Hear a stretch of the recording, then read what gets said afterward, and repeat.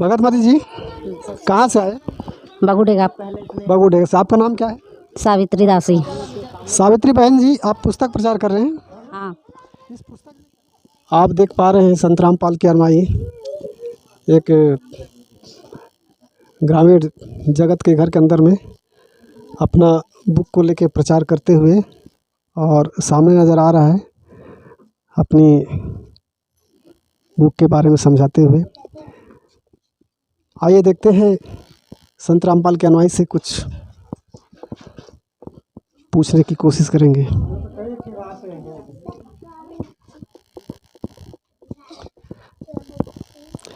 Sir जी, आप कहाँ से? जी, मैं लुंगा ब्लॉक से हूँ। सर, आपका नाम क्या है? रामचरण दास। रामचरण दास जी, आप संत रामपाल जी अनुयायी हैं। संत रामपाल जी से कब से जुड़े? जी, मैं 2020 में जुड़ा हूँ। तो सर जी, ये पुस्तक को लेके क्या कर रहे हैं आप? जी, हम लोग परमात्मा का प्रचार घर घर में जाके पहुँचा रहे हैं। घर घर में प्रचार कर रहे हैं कि परमात्मा का सभी के पास संदेश पहुँचे। आपने परमात्मा का, ये परमात्मा कौन है? कौन परमात्मा की बात कर रहे हैं? परमात्मा कबीर परमात्मा है। वो अवतार लेके अभी रामपाल जी महाराज के स्वरूप में आए हैं। कहने का मतलब संत रामपाल जी महाराज भगवान हैं, ये कहना चाहते हैं जी। यहाँ लोग दिखाई दे रहे हैं। सर जी, आपका नाम क्या है? मेरा नाम प्रदीप दास है। प्रदीप दास जी, कहाँ से आया? मैं लैलूंगा ब्लॉक का ग्राम कमरगा से आया हूँ। कमरगा से आए हैं। सर जी, ये प्रचार कब से कर रहे हैं आप? प्रचार मैं 2021 से कर रहा हूँ। 2021 से कर रहे हैं, मतलब 2-3 सालों में बहुत अच्छी भली भांति समझ गए होंगे। सर जी, इस पुस्तक में एक खासियत क्या है? इसमें एक खासियत ये है कि हमारे जो शास्त्र हैं, वेद हैं, पुराण हैं, और जो बाइबल है, गीता है, कुरान शरीफ है, गुरु ग्रंथ साहिब है, इस सब में ऐसा प्रमाण है कि परमात्मा जो है वो सात शरीर सतलोक से आते हैं जी, आते हैं और हमको ज्ञान बताते हैं कि जो परमात्मा है, जो सही भक्ति बताते हैं, जिसमें पूर्ण मोक्ष है, वो सात शरीर हैं, मानव सदृश्य हैं, राजा के समान हैं और तख्त में विराजमान है। सर जी, मैं ये जानना चाहूँगा, आज के डेट में सोशल मीडिया पर बहुत ज़्यादातर से वायरल है, जैसे ट्विटर है, फेसबुक है, इंस्टाग्राम है, शेयर चैट है, कू है, डेली हंट है और प्रिंट रेस है, रेडिट है। इन सभी सोशल मीडिया पर बहुत ज़्यादा इस वक्त वायरल हो रही है तत्व ज्ञान के बारे में। सर जी, ये तत्व ज्ञान क्या है? तत्व ज्ञान ऐसा है कि जैसे कोई किसी को आम चाहिए तो सबसे पहले तो मजदूरी करना पड़ता है। आम खरीदने के लिए मजदूरी करना पड़ता है। उसके बाद आम खरीद के खाना पड़ता है, तब पेट भरता है। उसी तरह तत्व ज्ञान भी ऐसा है कि जो तत्व ज्ञान में हमारे जो देवी देवता हैं उनका हमको साधना करना पड़ता है। उसके बाद जो साधना से जो हमें जो पुण्य मिलता है, उससे हमको परमात्मा के प्राप्ति होता है। सर जी, मैं ये जानना चाहूँगा, आप जिस बुक को लेके घर घर और गांव-गांव राउंड मार रहे हैं इस वक्त, सर जी, इसका प्राइस क्या लेते हैं पुस्तकों? प्राइज हमारे गुरुदेव जी का आदेश है। पहले 10 रुपये में प्रचार प्रसार करते थे, अभी 20 रुपये हो गया है। हमारे जो गुरुदेव हैं, हमारे भगवान जो हैं, वो जो आदेश देते हैं हम वही आदेश पर चलते हैं। अभी पुस्तक 20 रुपये ले रहे हैं आप? 20 रुपये कहना चाहिए। सर जी, इस पुस्तक की लागत कितनी लगी होगी? जी, लागत तो इसमें छापने का और जो प्रिंट का लागत तो लगभग 100-120 रुपये से कम में नहीं छपता है भगत जी। तो 100-120 रुपये के ऊपर की लागत जो बुक छपी है, तैयार हुई है, उस बुक को आप इतनी सरल और इतनी सस्ता में क्यों दे रहे हैं 20 रुपये में? इसका कारण क्या है?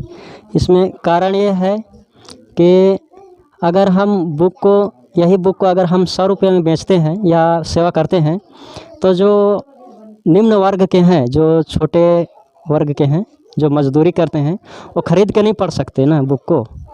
और अगर हम इसको 100 रुपये के जगह में अगर हम 10 रुपये 20 रुपये में प्रचार करते हैं तो यही बुक जो निम्न स्तर के हैं जो मजदूरी करते हैं वो भी लेके पढ़ सकते हैं और अपना मानव जीवन का मूल्य उद्देश्य को जानकर अपना मोक्ष करा सकते हैं। संत रामपाल जी का अनुयायी का कहना है कि छोटे स्तर के लोग, बड़े स्तर के लोग, छोटे बड़े सभी इस ज्ञान को 20 रुपये धर्मार्थ मूल्य में खरीद कर ज्ञान को, इसको पढ़कर ज्ञान को समझ सकते हैं और इन ज्ञान को समझकर अपनी भक्ति करके अपना कल्याण कर सकते हैं। इनका कहना है कि परमात्मा के आदेश से इन 100-150 रुपये की लागत से बनी पुस्तक को 20 रुपये में दया करके, कृपा करके गांव-गांव में मतलब आ रहे हैं। रामपाल जी के अनुयायी एक घर के अंदर में अपना बुक को लेकर प्रचार प्रसार करते हुए नज़र आ रहे हैं। आइए हम जानने की कोशिश करेंगे इस घर की मुखिया से। सर जी, आपके घर में प्रवेश करके संत रामपाल के अनुयायी अपना पुस्तक प्रचार कर रहे हैं। सर जी, कितने में लिए पुस्तक? जी, मैंने अभी 20 रुपये में ख़रीदा है इस पुस्तक को। 20 रुपये में खरीदे। सर जी, आपके गांव में पुस्तक प्रचार करने के लिए आए हैं संत रामपाल के अनुयायी, यहाँ भीड़ लगाए हैं और आपको बहुत अच्छा लगा होगा, कुछ सूझा होगा तब इस पुस्तक को आप लिए होंगे। सर जी, आप संत रामपाल के अनुयायियों की नेचर जानना चाहूँगा, इनका स्वभाव आपको कैसा लगा? जी, अभी तक तो जितना इनके बात का आप लोगों से जो लोग हैं उनकी बात करने के व्यवहार तो अच्छा लगा मेरे को। जहाँ तक है पुस्तक के बारे में पढ़ने का तो मेरे को शौक़ है ना। ऊपर से मैं गवर्नमेंट जॉब में भी हूँ, तो अभी तक पुस्तक तो पढ़ा नहीं हूँ। पुस्तक के बारे में उतना अच्छा तो नहीं बता पाऊँगा, लेकिन पुस्तक के जितना आपके द्वारा बताया गया उस अनुसार से सभी भागवत जितने भी अभी ग्रंथ हैं उन ग्रंथ का सार है ये बताना चाह रहे हैं आप लोग। पढ़ने के बाद मैं इसको ज़्यादा अच्छे से बता पाऊँगा। जी ठीक है, मैं वो तो पढ़ के ही आदमी जानकारी होगा, लेकिन आपको इनका प्रचार प्रसार कैसा लगा? मैं ये प्रचार प्रसार करने का तरीका तो बहुत अच्छा लगा। अभी तक जैसे प्रचार कर रहे हैं वो मेरे को पसंद आया इनका, है ना। और पुस्तक का साइज़ देख के भी लगता है अब 10 पन्ने की पुस्तक अगर हम लोग ख़रीदने जाते हैं तो अब 200-300 रुपये पड़ जाता है, और पुस्तक के साइज़ से अगर 20 रुपये लग रहा है तो प्रचार करने का एक तरीका ही है जो अच्छा है अभी तक।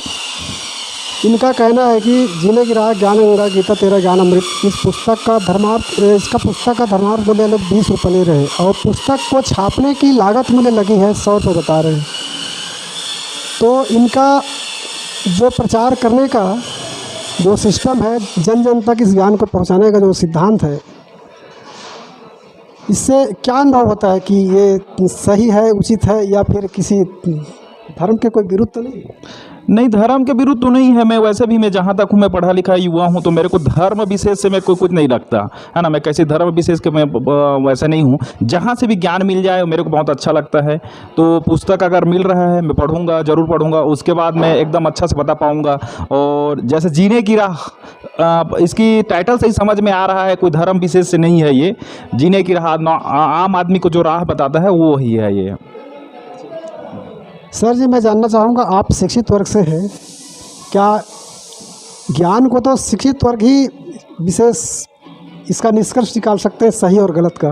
क्या लगता है आप? तो सर मैं जानना चाहूँगा आप कौन सी जॉब? मैं पंचायत सचिव में हूँ अभी, है ना। सचिव में शिक्षित है। सर जी, क्या ये ऐसा तो नहीं है कि जैसे किसी छोटे लोगों के लिए है या नीच लोगों के लिए, ऐसा कोई ऐसा तो लगता है क्या? नहीं, पुस्तक तो ऐसा नहीं लगता किसी एक वर्ग के लिए बनाता है। जब भी कोई पुस्तक बनता है वो सभी वर्ग के लिए बनता है।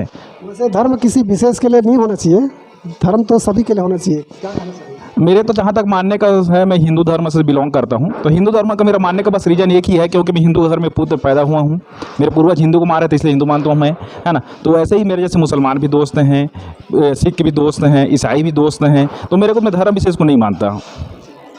इनका नारा है जीव हमारा जाति है, मानव धर्म हमारा, हिंदू मुस्लिम सिख ईसाई धर्म नहीं कोई नारा। क्या कहना चाहिए?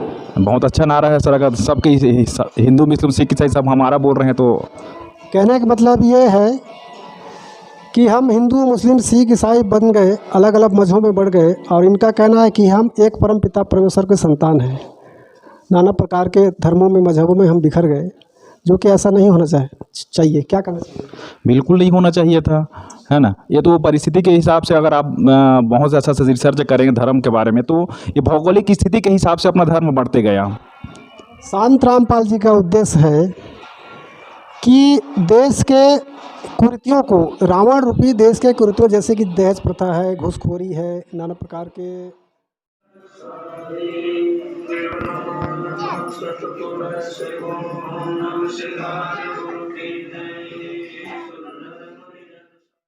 निमंत्रण देने की। भीम से भगवान श्री कृष्ण जी ने पूछा कि भीम, आपने उस महात्मा सुदर्शन जी को आमंत्रित किया या नहीं? भीम ने कहा, प्रभु आमंत्रित तो किया था, पर वो तो कुबोल आदमी है।